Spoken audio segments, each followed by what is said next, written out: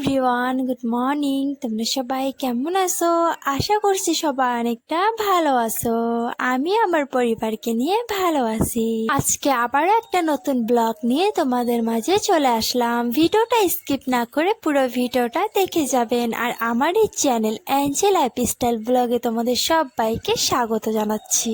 আজকে না আমি ঘুম থেকে উঠে আমি এখানে ম্যাগি বানিয়ে খাচ্ছি, আর আম্মুরা এখানে চা বানিয়ে খাচ্ছে। ম্যাগি খেয়ে তারপর আমি একটুখানি পড়তে বসে, পড়া হয়ে গেলে তারপর আব্বু এগুলো রাত্রে এনেছিল, আমি খাইনি, খুব শুয়ে পড়েছিলাম, তার জন্য এখন সকালে উঠে খেয়ে নিচ্ছি।